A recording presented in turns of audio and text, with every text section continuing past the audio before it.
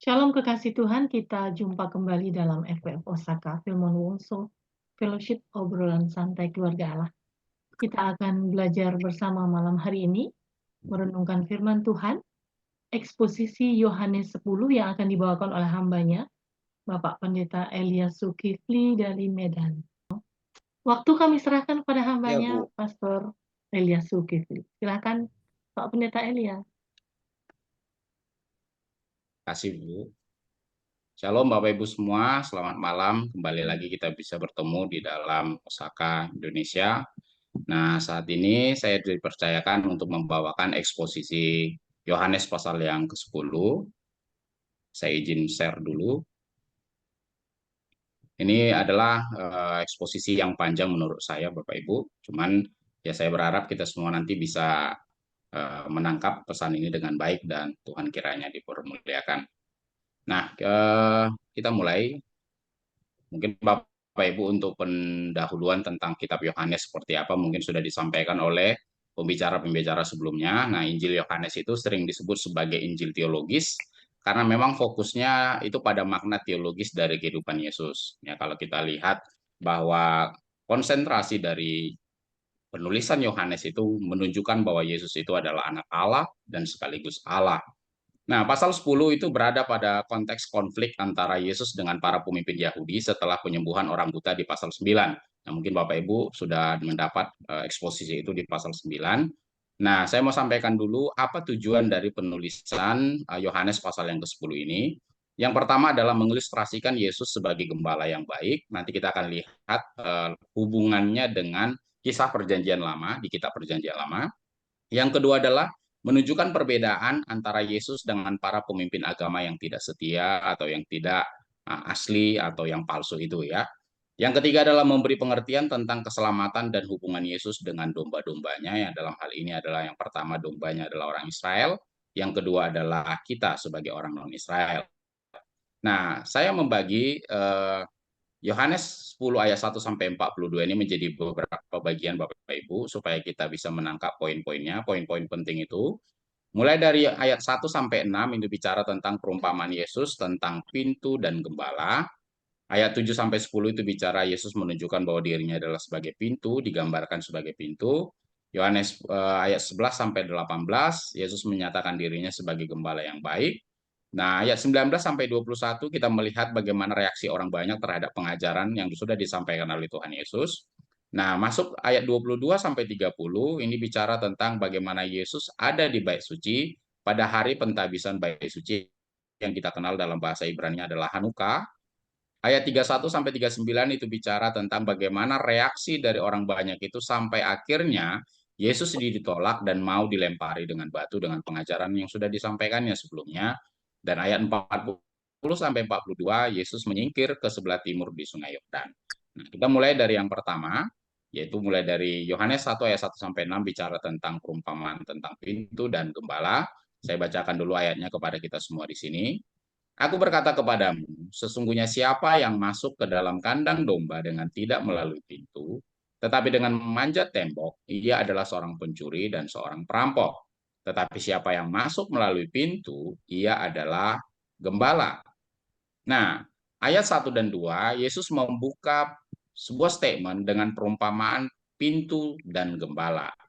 Nah, pencuri atau perampok yang masuk ke dalam melalui pintu itu menggambarkan atau mewakili pemimpin agama yang palsu atau pemimpin agama yang yang zalim atau pemimpin agama yang tidak taat kepada panggilan mereka sebagai seorang gembala. Nah, Yesus menggambarkan dirinya sebagai gembala yang sejati yang masuk melalui pintu, menunjukkan bahwa dia sah ya memiliki legitimasi sebagai seorang gembala di hadapan Allah. Nah, ayat 3 untuk dia di situ artinya adalah gembala, penjaga pintu, membuka pintu dan domba-domba mendengarkan suaranya, dan ia memanggil domba-dombanya masing-masing menurut namanya dan tentunya keluar. Nah, jika semua dombanya telah dibawanya keluar, ia berjalan di depan mereka, dan domba-domba itu mengikuti dia karena mereka mengenal suaranya. Nah, ada salah satu karakter domba yang perlu kita ketahui Bapak Ibu, bahwa domba memiliki penglihatan yang buruk tetapi pendengaran yang baik. Nah, ini adalah salah satu menjadi bagian kita, kalau kita menyatakan diri kita sebagai Kristen domba, itu artinya bahwa kita harus lebih banyak mendengar suara Tuhan dibandingkan dengan melihat apa yang terjadi di hadapan kita. Nah, kekuatan domba itu pada pendengarannya, dan domba itu kenal betul gembalanya. Seperti yang kita baca tadi, ketika domba-domba mendengar si gembala dan si gembala memanggil domba-dombanya menurut namanya, nah domba-domba itu akan mengetahui bahwa ini adalah gembala yang benar.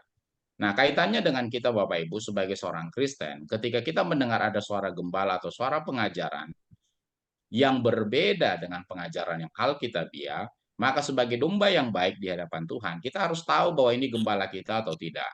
Nah, kalau kita mengetahui bahwa pengajaran yang disampaikan oleh gembala itu tidak sesuai dengan kebenaran Alkitab, sebaiknya kita tidak melihat, kita tidak mendengar, dan kita juga tidak mau mengikuti apa yang disampaikan oleh gembala itu. Karena seperti yang digambarkan oleh Tuhan Yesus pada ayat sebelumnya, gembala-gembala seperti itu adalah gembala perampok atau pencuri. Nah, di ayat 3 dan 4, penjaga pintu itu menggambarkan Roh Kudus atau Bapa yang membuka untuk gembala sejati. Nah, domba-domba mendengarkan suara gembala yang dikenal, menggambarkan hubungan intim antara Roh Kudus dan pengikutnya. Gembala memanggil domba-domba dengan namanya, menunjukkan bahwa gembala itu memiliki kepedulian dan hubungan pribadi dengan domba-dombanya. Nah, gembala menuntun domba keluar ke padang rumput yang aman, artinya ini melambangkan bimbingan rohani, Bapak Ibu. Nah, kita bersyukur sekali bahwa Yesus sebagai gembala kita, menuntun kita, membimbing kita dalam hal kerohanian. Nah, hal yang sama sebenarnya juga dilakukan, siapa tahu di antara Bapak Ibu ada juga menjadi seorang gembala di wadah yang Tuhan percayakan untuk Bapak Ibu. Dari poin yang sudah saya sampaikan di sini, ada dua hal yang harus kita lakukan sebagai gembala, karena Yesus juga melakukan itu. Yang pertama adalah gembala harus menunjukkan hubungan pribadi dengan domba-dombanya dan memiliki rasa kepedulian. Yang kedua, gembala harus membimbing domba-dombanya. Nah, ini yang harus kita lakukan Bapak Ibu. Jadi supaya kita bisa mengikuti teladan Yesus. Nah, dalam konteks ayat ini, Yesus menunjukkan bahwa dia peduli, dia punya hubungan pribadi dengan domba-dombanya, dan dia membimbing kita secara rohani. Nah, selanjutnya, tetapi seorang asing pasti tidak mereka ikuti. Nah, ini yang saya sampaikan tadi. Domba itu tidak akan pernah mau mengikuti suara yang asing selain daripada gembalanya. Malah mereka lari daripadanya karena suara orang-orang asing tidak mereka kenal. Itulah yang dikatakan Yesus dalam perumpamaan kepada mereka, tetapi mereka tidak mengerti apa maksudnya. Ia berkata demikian. Nah, ini kaitannya adalah domba tidak akan mendengar suara asing, menunjukkan kesetiaan mereka kepada gembala yang sejati. Nah, orang-orang yang tidak mengerti perumpamaan ini, maksudnya adalah orang-orang yang ada di hadapan Yesus yang mendengarkan suara Yesus, menunjukkan kebutaan rohani mereka karena mereka tidak mendengarkan suara Yesus. Nah, aplikasinya dalam kehidupan kita Bapak Ibu, seperti yang saya sudah singgung tadi, ketika kita mendengar ada sesuatu yang berbeda dari pengajaran yang alkitabiah, maka kita harus lari dan tidak mengikuti ajaran yang seperti itu. Dan kita harus menunjukkan kesetiaan kita kepada gembala sejati kita, yaitu Kristus, atau mungkin juga gembala rohani kita di tempat di mana kita digembalakan dengan baik.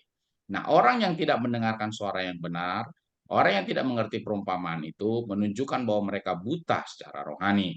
Nah, harapan kita melalui wadah kita di tempat ini, jangan ada pun di antara kita satupun yang mengalami kebutaan rohani, tapi kita bisa mengidentifikasi bahwa ini benar atau salah, sama seperti orang buta tidak bisa membedakan warna merah, warna putih, warna hitam, dan lain sebagainya. Dia tidak akan bisa bedakan warna karena dia hanya lihat semuanya gelap, Bapak Ibu. Dan hal yang sama dengan kita sebagai orang-orang yang ada di dalam grup ini, jangan sampai kita mengalami kebutaan rohani, supaya kita bisa tahu apa yang benar dan apa yang tidak benar. Maka kata Yesus sekali lagi, aku berkata kepadamu, sesungguhnya akulah pintu ke domba-domba itu. Semua orang yang datang sebelum aku adalah pencuri dan perampok, dan domba-domba itu tidak mendengarkan mereka. Akulah pintu, siapa masuk melalui aku, ia akan selamat, dan ia akan masuk dan keluar dan menemukan padang rumput. Nah, ayat 7 dan 8, Yesus mengklarifikasi kembali bahwa dia adalah pintu bagi domba-domba. Mereka yang datang sebelum dia, pemimpin agama yang palsu itu adalah pencuri dan perampok. Nah, pemimpin-pemimpin yang palsu itu sebenarnya sudah ada dalam kitab Perjanjian Lama dan itu diterangkan di dalam kitab Yeremia pasal 23 dan Yehezkiel pasal 34, Bapak Ibu. Mungkin nanti ada waktu bisa mengulang kembali, dan membaca Yeremia pasal 23 dan Yeskel pasal 34. Nah, ayat 9, Yesus menyatakan bahwa siapa saja yang masuk melalui dia akan diselamatkan. Mereka yang masuk dan keluar serta menemukan padang rumput melambangkan keselamatan dan pemeliharaan yang penuh dari Yesus. Nah, puji Tuhan Bapak Ibu. Kita yang ada di dalam Tuhan ini, kita sudah diselamatkan dan kita masuk dalam pemeliharaan yang penuh dari Tuhan Yesus karena kita adalah domba-dombanya yang sejati. Ayat 10, pencuri datang hanya untuk mencuri dan membunuh dan membinasakan. Aku datang supaya mereka mempunyai hidup dan mempunyainya dalam segala kelimpahan. Nah, ayat 10 ini bicara bahwa pencuri yang tentunya disebut di sini adalah uh, iblis yang pertama yang untuk mencuri, membunuh dan membinasakan yang akhirnya termanifestasi dari sifat destruktif dari pemimpin agama yang palsu atau pemimpin agama yang zalim, Bapak Ibu. Nah, Yesus datang agar mereka, para domba-domba, baik orang Israel yang ada di tengah-tengah orang Israel yang ada bersama dengan Yesus pada waktu itu, memiliki hidup. Dan kita juga tentunya memiliki hidup dan memilikinya dengan berlimpah, menunjukkan bahwa berkat penuh yang Tuhan Yesus tawarkan kepada kita. Nah, perlu kita garis bawahi Bapak Ibu, bahwa ayat ini juga jangan disalahartikan oleh kebanyakan gereja, karena menggunakan ayat ini untuk menunjukkan bahwa kita hidup dalam berkelimpahan. Nah, kelimpahan yang dimaksud di sini bukanlah kelimpahan secara materi, tapi kelimpahan kita dalam berkat rohani. Jadi tidak selalu harus diterjemahkan Yohanes 10 ayat 10 ini untuk hal materi-materi saja, tetapi yang paling penting itu adalah bahwa kita memahami Yesus sudah memberikan berkat penuh secara rohani itu kepada kita yang sudah diselamatkan. Nah, kalau kita juga lihat tensisnya Bapak Ibu, kalau tensisnya di situ mungkin ada di antara Bapak Ibu yang pakai pakai Alkitab dalam bahasa Inggris, tensisnya itu bukanlah tensis akan datang, tapi tensis yang sudah. Artinya apa? Di masa lalu Tuhan sudah datang dan menawarkan berkat penuh itu kepada kita. Kalau kita menerimanya, maka kita mendapat berkat penuh itu secara rohani, karena berkat rohani yang lebih banyak disinggung dalam hal ini daripada berkat jasmani. Jadi kita jangan salah menafsirkan, apalagi menggunakan ayat ini untuk menunjukkan berkat-berkat jasmani, karena berkat rohani yang ditawarkan oleh Tuhan di sini di dalam ayat ini. Nah, selanjutnya, akulah gembala yang baik. Gembala yang baik memberikan nyawanya bagi domba-dombanya. Sedangkan seorang upahan yang bukan gembala, yang bukan pemilik domba-domba itu sendiri, ketika melihat serigala datang meninggalkan domba-domba itu lalu lari, sehingga serigala itu menerkam dan mencerai-beraikan domba-domba itu. Ia lari karena ia seorang upahan dan tidak memperhatikan domba-domba itu. Nah, ayat 11, Yesus menyatakan dirinya sebagai gembala yang baik dengan memberikan nyawa bagi domba-dombanya. Ini merupakan pernyataan komitmen tertinggi untuk kesejahteraan dan keselamatan domba-domba. Dan puji Tuhan Bapak Ibu, kita sangat bersyukur sebagai orang Kristen, di mana Yesus sudah memberikan nyawanya kepada kita, dan seperti yang diungkapkannya di ayat 11, dia memberikan nyawanya bagi dombanya. Nah, Tuhan kita itu konsisten dengan apa yang diucapkannya, apa yang dikatakannya, apa yang difirmankannya. Nah, sebagai seorang Kristen yang sejati, kita pantas bersyukur kepada Tuhan karena Tuhan menepati janjinya dan memberikan nyawanya. Nah, kalau Tuhan sudah memberikan nyawanya, itu menunjukkan bahwa dia punya komitmen tertinggi untuk kesejahteraan dan keselamatan domba-domba, apalagi yang harus kita khawatirkan dalam kehidupan ini. Di ayat 12 dan 13, gembala upahan itu tidak peduli pada domba dan melarikan diri saat ada bahaya, karena bagaimanapun upahan itu tidak akan mau meresikokan nyawa mereka untuk domba itu karena mereka diupah. Lebih bagus aku selamat dari lebih bagus aku selamat dan domba-domba itu tercerai-berai daripada aku celaka dan domba itu selamat. Nah, ini menggambarkan pemimpin agama yang tidak setia, yang tidak mempedulikan kesejahteraan rohani umatnya, Bapak Ibu. Saya berharap jika ada di antara kita sebagai hamba Tuhan, ya ada di antara kita yang dipercayakan Tuhan sebagai gembala, aplikasinya dalam ayat ini, kalau kita katakan bahwa kita adalah Kristen, Kristen adalah pengikut Kristus, nah kalau Kristus saja mau memberikan nyawanya bagi dombanya, dan mau meresikokan dirinya untuk kesejahteraan domba-dombanya, dan kita harus peduli, dan dia peduli dengan domba-dombanya, maka sebagai gembala kita juga harus peduli dengan kesejahteraan rohani umat yang Tuhan percayakan kepada kita. Nah, perbandingan gembala yang baik dan gembala yang jahat yang sudah disebutkan oleh Tuhan Yesus, kita juga bisa temukan di dalam Yesaya pasal 34, pasal 37, dan Mazmur pasal yang ke-23. Itu adalah Mazmur yang terkenal yang berkata bahwa Tuhan adalah gembalaku. Nah, selanjutnya, Perjanjian Lama juga banyak menyinggung keselamatan orang yang bukan Yahudi. Bentar, ya.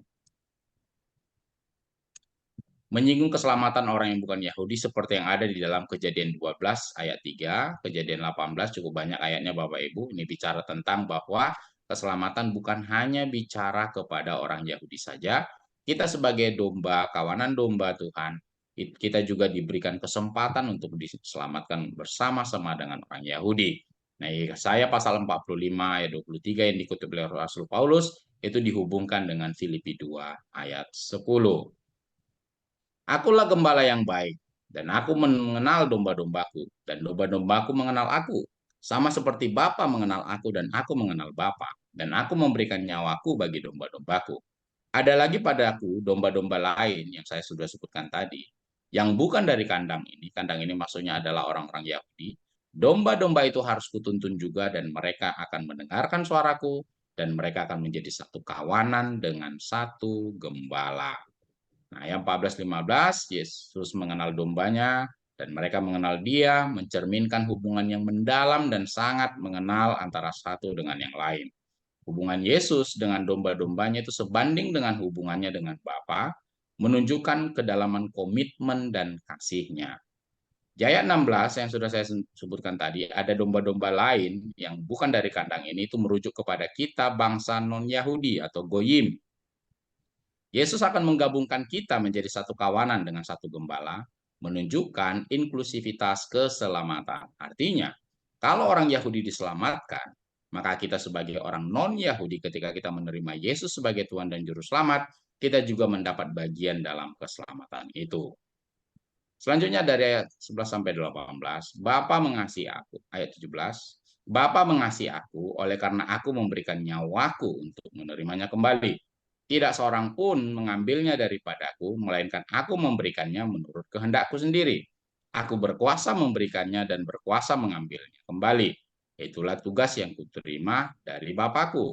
Nah, di ayat 17 sampai 18, Yesus memberikan nyawanya dengan sukarela dan memiliki kuasa untuk mengambilnya kembali. Kuasa ini diberikan oleh Bapa menunjukkan otoritas ilahi Yesus dan penggenapan misinya. Jadi, kematian Yesus di kayu salib, Bapak Ibu, bukan karena dia mati dipaku dan kehabisan darah. Kalau Tuhan Yesus tidak memberikan nyawanya, maka saya percaya sesuai dengan ungkapan, sesuai dengan firman yang sudah disampaikan, yang sudah kita baca tadi, tidak mungkin Yesus mati. Tetapi ketika Yesus memberikan nyawanya secara sukarela, maka dia meninggal, dia wafat, dia mati sebagai manusia. Ayat 17 sampai 18.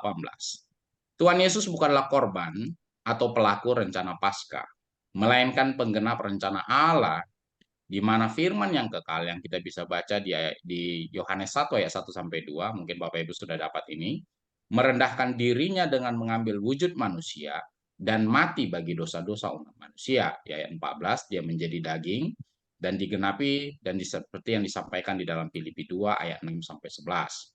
Nah, beberapa nubuatan Tuhan Yesus tentang kematian yang akan datang untuk tujuan ini cukup banyak ayatnya Bapak Ibu, dan itu paralel dengan apa yang disampaikan oleh Markus dan Lukas, serta ayat-ayat perjanjian lama yang menunjukkan bahwa Mesias akan mati dan dibangkitkan, dan itu memberikan cukup banyak bukti seperti dalam kitab Yesaya 53 dan Mazmur 16 ayat 8 sampai 11. Aku mempunyai kuasa untuk mengambilnya. Memang Bapa yang membangkitkan Tuhan Yesus dari kematian sesuai dengan Roma 8 ayat 11 Bapak Ibu. Namun menurut ayat ini, Tuhan Yesus itu memiliki kuasa bahkan dalam kematian untuk membangkitkan dirinya sendiri. Karena apa? Dia berkuasa untuk memberi dan dia juga berkuasa untuk mengambil dan menerimanya. Kita masuk dalam babak berikutnya. Kita belajar tentang reaksi orang banyak ketika orang banyak mendengar perumpamaan atau perkataan Tuhan Yesus. Maka timbullah pula pertentangan di antara orang-orang Yahudi karena perkataan itu. Banyak di antara mereka berkata, ia kerasukan setan dan gila, mengapa kamu mendengarkan dia? Ya, ayat 19, perkataan Yesus menyebabkan perpecahan di antara orang Yahudi. Respon mereka berbeda-beda, menunjukkan bahwa terjadi konflik batin terhadap mereka mengenai identitas Yesus. Nah, ayat 20, beberapa menuduh Yesus kerasukan setan dan gila. Ini menunjukkan penolakan keras terhadap klaim Yesus. Nah, ini juga sebenarnya bisa teraplikasi dalam kehidupan kita, Bapak Ibu. ketika kita mungkin menyampaikan sesuatu ajaran yang sebenarnya benar menurut Alkitab, cuman mungkin ada orang yang menganggap bahwa itu adalah sesuatu yang salah. Bisa saja kita bisa dikatakan sebagai orang sesat, bahkan juga orang gila. Jadi saya berharap kita jangan terkejut ketika orang menyatakan kita sesat, padahal yang kita sampaikan benar. Karena Tuhan Yesus pun pernah mengalami kejadian yang sama. Bahkan Yesus dibilang orang gila dan kerasukan setan ketika dia menyampaikan dirinya bahwa dia adalah gembala, dia dan Bapa satu, dan lain sebagainya. Dan dia mengenal Bapa, dan dia katakan bahwa pemimpin-pemimpin sebelumnya itu adalah pencuri, dan lain sebagainya.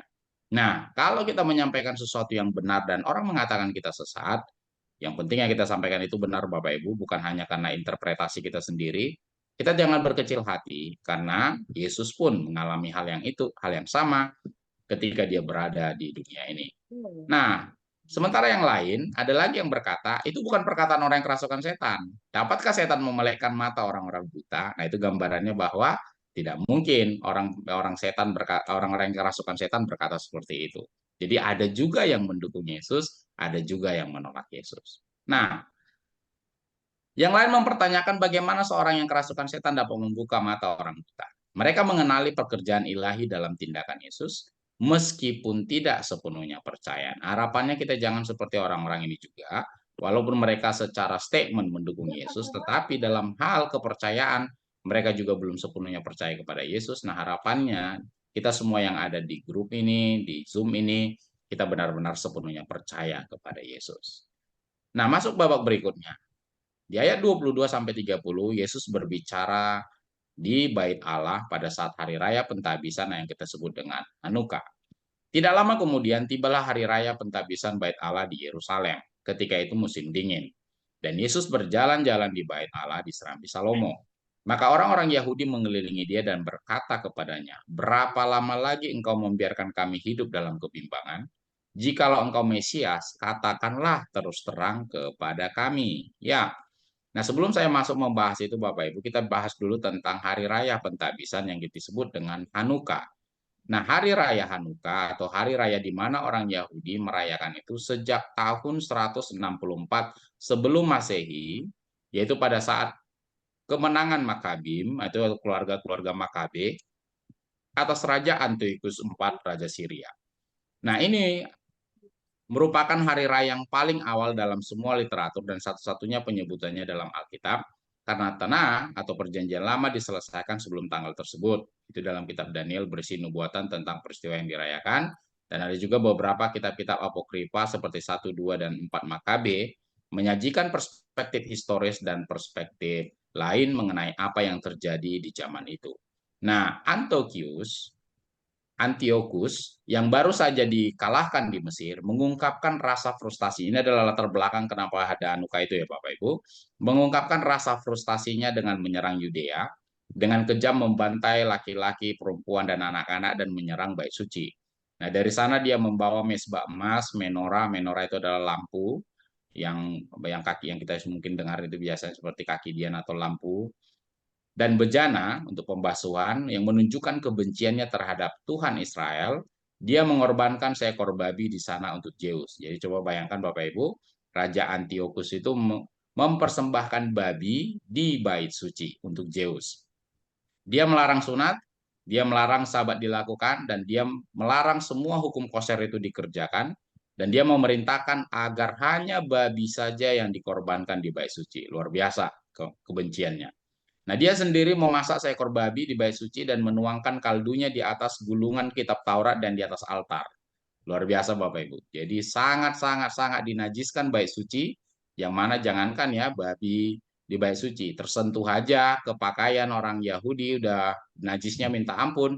Ini masuk ke dalam bait suci Bapak Ibu, dan kaldunya itu dituangkan ke atas gulungan kitab Taurat. Nah, itu terjadi ya di zaman itu. Nah, pejabat Syria yaitu raja pejabat yang diutus oleh Raja Antiochus tadi, yang dikirim untuk menjalankan keputusan kejam dan hujat ini.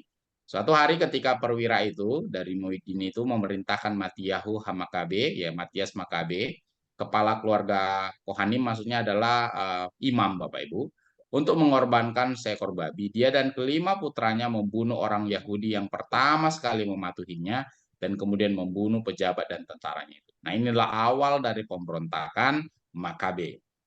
Nah, setelah mati Makabe meninggal dunia, putranya Yahuda yang kita terus dengan Yudas Makabe mengumpulkan sejumlah orang Yahudi yang pemberani dan memimpin mereka dalam peperangan untuk Syria dan pertama dalam perang gerilyanya, kemudian dalam pertempuran terbuka. Nah, pada tanggal 25 Kislev, mereka mendedikasikan kembali karena raja itu sudah dikalahkan. Mereka kembali mendedikasikan kembali bait suci itu dan mentahbiskan altar baru. Nah, nertamid itu cahaya abadi yang dinyalakan kembali.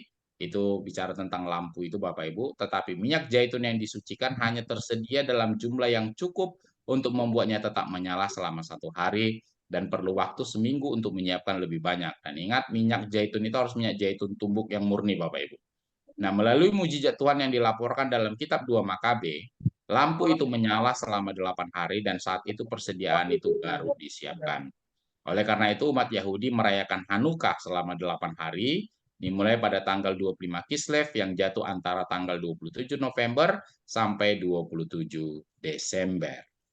Ya, nah, kita tadi sudah bahas tentang sejarah Hanukkah. Nah, kita masuk dalam pembahasan ayat kita.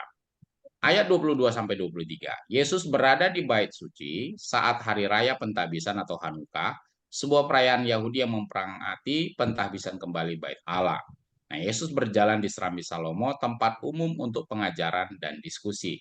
Jadi inilah uniknya bait suci di zaman itu Bapak Ibu, ada tempat khusus disiapkan untuk diskusi, untuk berkata-kata atau mungkin menyampaikan sesuatu atau bertanya kepada sesuatu. Nah, ini juga dikaitkan ketika Yesus itu berumur 13 tahun. Nah, besar kemungkinan bahwa Yesus berada di Serambi Salomo ketika dia bertemu dan bertanya serta mengajar orang-orang yang ada di sekitar situ ya. Itu menunjukkan bahwa di situ ada tempat untuk pengajaran dan diskusi antara orang-orang Yahudi mungkin dengan rabi mereka. Nah, ayat 24, orang-orang Yahudi mendesak Yesus untuk menyatakan dengan jelas apakah Yesus itu Mesias atau tidak. Ini menunjukkan bahwa terjadi ketegangan dan harapan mereka terhadap kedatangan Mesias. Nah, mungkin dari guru-guru yang lain atau ada di antara Bapak Ibu yang sudah tahu bahwa bangsa Israel di zaman itu sedang mengalami penjajahan Romawi. Nah, harapan mereka bahwa Mesias itu bisa membebaskan mereka dari penjajahan Romawi. Nah, mungkin Bapak Ibu sudah baca juga dalam kitab Matius dan kitab Injil yang lain, bagaimana para murid mengharapkan pemulihan Israel itu terjadi, bahkan sampai ada yang berlomba-lomba untuk meminta yang duduk di sebelah kiri dan kanan Yesus, karena mereka menganggap bahwa Yesus itu adalah pemimpin politik, karena mereka menganggap bahwa Mesias itu mampu mengadakan mujizat, dan ini adalah kesempatan yang baik untuk membebaskan diri dari penjajahan Romawi. Nah, apa jawab Yesus? Yesus menjawab mereka, "Aku telah mengatakannya kepadamu, tetapi kamu tidak percaya. Pekerjaan-pekerjaan yang kulakukan dalam nama Bapakku, itulah yang memberikan kesaksian tentang aku. Tetapi kamu tidak percaya karena kamu tidak termasuk dombaku. Domba-dombaku mendengarkan suaraku dan aku mengenal mereka dan mereka mengikut aku. Dan aku memberikan hidup yang kekal kepada mereka dan mereka pasti tidak akan binasa sampai selama-lamanya dan seorang pun tidak akan merebut mereka dari tanganku." Nah, ayat 25 sampai 26, Yesus menjawab bahwa dia sudah memberitahu mereka, tetapi mereka memang tidak percaya. Tindakan Yesus adalah bukti yang diberikan oleh Bapa, namun mereka tetap tidak percaya karena mereka bukan domba-dombanya. Nah, mungkin Bapak Ibu pernah ingat bagaimana ketika Yohanes Pembaptis mempertanyakan tentang Yesus, Yesus memberitahu tanda-tanda kedatangan Mesias dan tanda-tanda seseorang itu adalah Mesias. Yang lumpuh berjalan, yang buta dicelikkan dan lain sebagainya, itu menunjukkan bahwa perbuatan besar yang ditunjukkan oleh Tuhan Yesus kepada bangsa Israel sebenarnya itu menjadi bukti yang nyata bahwa dia adalah Mesias. Tapi faktanya di ayat 25 sampai 26 ini menunjukkan bahwa orang Israel itu tidak percaya kepada bukti-bukti yang sudah ditunjukkan oleh Tuhan Yesus kepada mereka. Nah, alasannya sudah jelas, karena mereka itu bukanlah domba-domba Kristus. Nah, apa implikasinya kepada kita Bapak Ibu? Ketika ada seseorang yang kita ajar, entah itu kita pun juga mungkin kita diajar, dan kita tidak percaya atau sulit, atau mungkin orang lain yang kita ajar itu sulit percaya dengan perkataan Injil atau perkataan Alkitab, kita tidak perlu heran. Karena apa? Karena belum tentu mereka adalah domba. Bayangkan Bapak Ibu, Dengan mata kepala mereka sendiri, orang-orang Yahudi menyaksikan bagaimana orang lumpuh berjalan, orang buta melihat, orang kusta ditahirkan, orang mati dibangkitkan, dan lain sebagainya.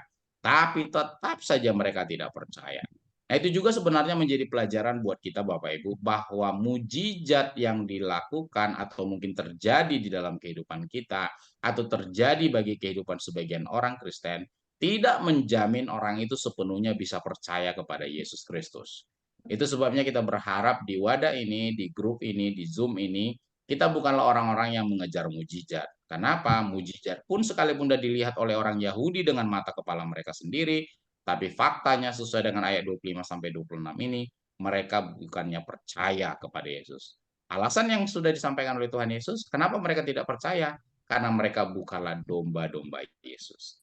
Nah, ayat 27 sampai 28, domba-domba Yesus mendengarkan suaranya dan mengikuti Yesus, menunjukkan ketaatan dan pengenalan mereka terhadap Yesus. Dan puji Tuhan, berkat yang luar biasa yang Tuhan sudah siapkan bagi kita para domba-dombanya, Yesus memberikan hidup yang kekal kepada domba-dombanya, dan mereka tidak akan pernah binasa. Kita tidak akan binasa, Bapak Ibu, kalau kita domba-dombanya Kristus. Haleluya. Nah, selanjutnya, Bapakku yang memberikan mereka kepadaku lebih besar daripada siapapun, dan tidak seorang pun yang dapat merebut mereka dari tangan Bapa. Aku dan Bapa adalah satu. Nah, ayat 29 sampai 30 menunjukkan bahwa tidak ada yang dapat merebut domba-domba dari tangan Bapa yang lebih besar dari semuanya. Nah, Yesus dan Bapa dikatakan adalah satu. Ini merupakan sebuah pernyataan menunjukkan kesatuan esensial dan otoritas ilahi yang dimiliki oleh Yesus yang sama dengan Bapa. Aku dan Bapa satu, yang Esa, seperti yang dalam Shema Israel Adonai Eloheinu Adonai Ehad. Nah, ini menjelaskan tentang keilahiannya. Itu menunjukkan bahwa Yesus itu ilahi, Bapak. Nah, selanjutnya, sekali lagi orang-orang Yahudi mengambil batu untuk melempari Yesus. Kata Yesus kepada mereka, banyak pekerjaan baik yang berasal dari Bapakku yang kuperlihatkan kepadamu. Pekerjaan manakah di antaranya yang menyebabkan kamu mau melempari aku? Jawab orang-orang Yahudi itu, bukan karena sesuatu pekerjaan baik maka kami mau melempari engkau, melainkan karena engkau menghujat Allah dan karena engkau sekalipun hanya seorang manusia saja menyamakan dirimu dengan Allah. Nah, konsep ketuhanan atau konsep kealahan yang dipahami oleh orang Israel kuno waktu itu, ketika Yesus mengatakan aku dan Bapa adalah satu, berarti dia setara dengan Bapa. Nah, ini yang membuat orang-orang Yahudi itu mau mengambil batu dan mau merajam Yesus karena mereka marah terhadap klaim Yesus. Nah, ayat 32, Yesus bertanya, untuk pekerjaan baik mana mereka hendak merajam dia, menantang mereka untuk mengakui tindakan baiknya. Nah, orang-orang Yahudi menjawab, mereka mau merajam Yesus bukan karena pekerjaan baik yang dilakukan oleh Yesus, tetapi karena mereka menganggap bahwa Yesus itu menghujat Allah karena Yesus mengklaim dirinya sebagai Allah. Kata Yesus kepada mereka, tidakkah ada tertulis dalam kitab Taurat kamu, aku telah berfirman kamu adalah Allah, jikalau mereka kepada siapa firman itu disampaikan disebut Allah, sedang kitab suci tidak dapat dibatalkan.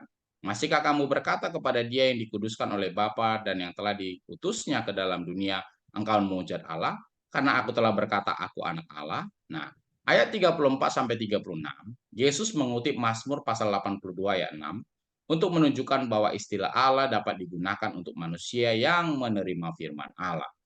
Nah, Yesus mempertanyakan mengapa mereka menuduh Yesus menghujat karena Yesus menyatakan dirinya sebagai anak Allah.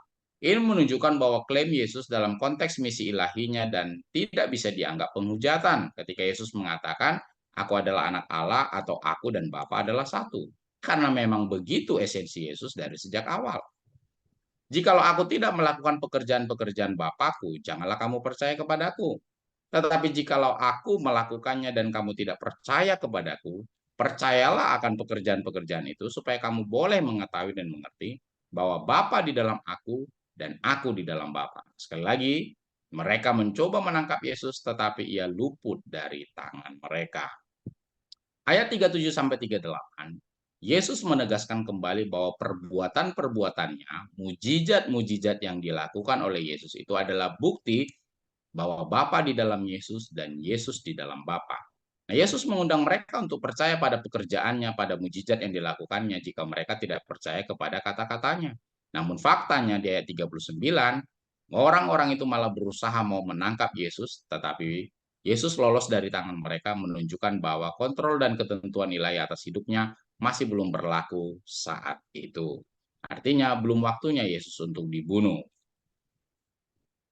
Kemudian Yesus pergi lagi ke seberang Yordan, ke tempat Yohanes membaptis dulu, lalu ia tinggal di situ. Dan banyak orang datang kepadanya dan berkata, Yohanes memang tidak membuat satu tanda pun, tapi semua yang pernah dikatakan Yohanes tentang orang ini adalah benar. Nah, ayat 40, Yesus menyeberang ke sebelah timur Sungai Yordan, tempat Yohanes dahulu membaptis, dan tempat ini merupakan signifikansi rohani, karena di sini banyak orang mendengar dan mengikuti Yesus. Nah, ketika bicara di bait suci, maka banyak orang yang menolak Yesus. Tapi ketika Yesus pergi ke padang belantara dan ke daerah sebelah timur Sungai Yordan, banyak orang yang mengikuti dan mendengar Yesus. Nah, banyak orang datang kepada Yesus dan berkata bahwa Yohanes tidak melakukan tanda, tapi segala sesuatu yang dikatakan Yohanes tentang Yesus benar. Ini menunjukkan bahwa kesaksian Yohanes tentang Yesus sangat dihargai dan dipercaya orang waktu itu. Nah, di ayat selanjutnya, dan orang banyak di situ percaya kepadanya. Ayat 42, banyak orang percaya kepada Yesus di tempat itu menunjukkan keberhasilan misi dan pengakuan atas identitasnya sebagai Mesias. Tapi ingat Bapak Ibu, justru bukan orang-orang yang terpelajar, justru bukan orang-orang yang terdidik, orang-orang yang dianggap sebagai pemimpin-pemimpin rohani yang mengaku identitasnya sebagai Mesias, tapi justru orang-orang yang ada di sebelah timur Sungai Yordan itulah yang mengakui Yesus sebagai Mesias. Nah, kesimpulan kita melalui eksposisi Yohanes pasal 10 hari ini. Yang pertama, Yesus adalah gembala yang baik yang memberikan hidupnya untuk domba-dombanya. Kita sangat bersyukur Bapak Ibu, keselamatan dan perlindungan penuh hanya kita temukan melalui Yesus sebagai pintu dan gembala kita. Nah, hubungan Yesus dengan domba-dombanya adalah hubungan yang penuh kasih, penuh pengenalan dan pengorbanan, seperti yang sudah kita baca tadi, bahwa gembala yang baik memberikan hidupnya, nyawanya bagi domba-dombanya. Nah, kita juga sudah belajar bahwa Yesus memiliki otoritas ilahi yang diberikan oleh Bapa, dan perbuatan-perbuatannya, mujizat-mujizatnya, itu menjadi bukti dari hubungan antara Bapa dan Yesus ini.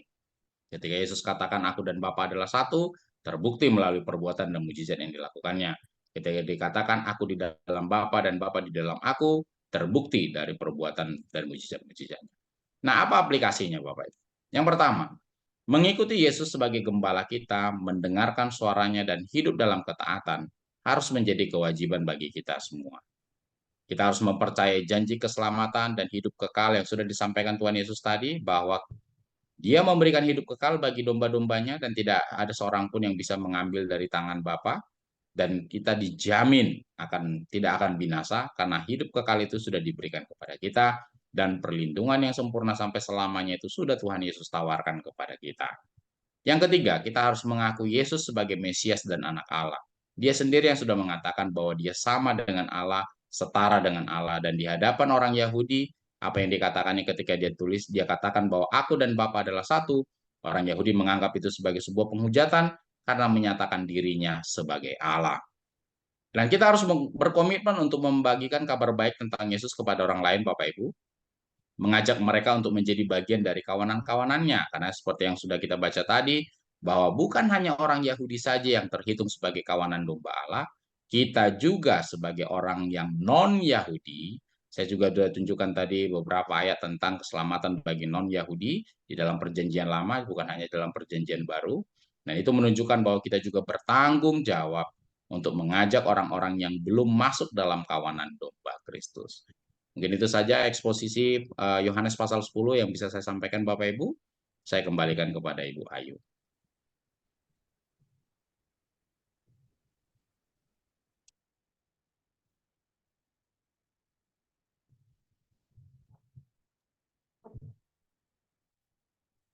Bu Ayu, silakan Bu Ayu. Kita Makasih tutup Pak. doa dulu Pak. Ya, silakan langsung Pak, Ya. Pak Elias. Ya. Mari kita bersatu dalam doa. Terima kasih Tuhan. Bersyukur untuk pembelajaran hari ini. Kami sudah tahu apa yang Tuhan mau sampaikan kepada kami melalui eksposisi Yohanes pasal yang 10. Terima kasih, Kau menyatakan dirimu sebagai gembala yang baik, dan kami sangat bersyukur kami punya gembala yang baik yang sudah menyerahkan nyawanya bagi domba-dombanya. Dan kami sudah tahu proteksimu yang kekal Tuhan terjadi bagi kami. Ketika kami disebut sebagai dombamu, kami mendengar suaramu, dan Kau menganugerahkan hidup yang kekal kepada kami. Dan tak ada seorang pun di antara kami yang binasa ketika kami masuk dalam kawanan domba Kristus. Terima kasih Engkau menyatakan dirimu sebagai Allah. Terima kasih kepercayaan kami punya dasar yang teguh di dalam Tuhan. Dan kami juga rindu Tuhan bisa menyampaikan kabar baik ini kepada banyak orang, bahwa Engkau juga memanggil kami untuk masuk dalam kawanan itu. Hamba-Mu selesai dan berhenti, tetapi biarlah Roh Kudus-Mu yang tak pernah berhenti berbicara mengingatkan kami semua akan kebenaran firman-Mu ini bukan hanya berlalu begitu saja, tapi kami bisa memahami dan menjadi pelaku firman Tuhan. Kami mempercayai Tuhan dalam semua sisi dalam kehidupan kami, dalam waktu-waktu kami di dunia ini. Kami mempercayakan semuanya kepada Tuhan, dan kami yakin kasih-Mu besar bagi kami Tuhan, karena Engkau memberikan nyawa-Mu bagi kami semua. Terima kasih untuk hamba-hamba-Mu yang masih tetap setia dalam Zoom ini. Bagimulah segala pujian, hormat, kemuliaan, dan kuasa sampai selamanya. Hanya di dalam nama Tuhan Yesus Kristus kami berdoa dan mengucap syukur. Amin. Amin, amin.